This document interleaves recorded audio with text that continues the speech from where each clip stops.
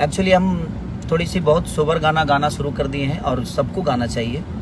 और आप लोग प्यार दीजिए ताकि अच्छे अच्छे गाने सब लोग गाएं और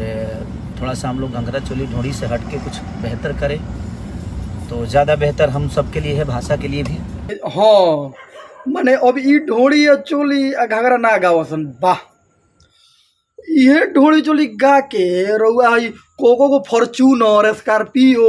हई 3-4 करोड़ के घर बनाओ तनी छपरा में आए पटना में जमीन किनो तनी है मुंबई में फ्लैट किनो तनी आ कहो तनी कि अब ढोड़ी चोली ना गावल तो मैंने का चाहती नहीं रउआ ई बताई रउआ फॉर्च्यूनर पर चढ़े आ ई नायका ये रउआ ई जो नायका सिंगर लोग आयल बाबी गावत अटे बेचारा तो ओकनियों को कीन लेवे दी ओकनियों को 2 फॉर्च्यूनर कीन लेवे दी 2-4 गो घर कीन लेवे दी घर पर 4 मंजिला महल पिटवा लेवे दी ओकनियों को समझ में आ जाए और मैंने रउआ 15-20 साल खूब हो गए देनी ढोड़ी चोली गा देनी आ गाड़ी गला हो गला जब बेटी सियान हो गल तो लाज लगे लगल आए सीधे से आगे गाना नहीं के चलत रहुआ गाय तर सुंदर ढोड़ी चोली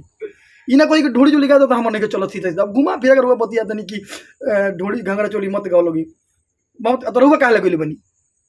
उन्हें गावे दी और वो कहे तो सीधे कोई ना कि तुम ढोड़ी चोली मत गाओ लेकिन हमारे गाना नहीं के चलो ये कौन बात हो गए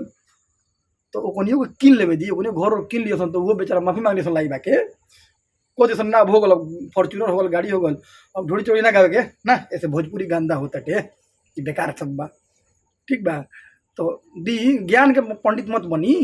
वो ज्ञान वो दियो सन 10 साल बाद वो ज्ञान दियो सन कि ना बहुत भोजपुरी गांदा होता भोजपुरी कुछ नया कहल जाओ ठीक बा ठीक है भैया जी चलिए जय बिहार।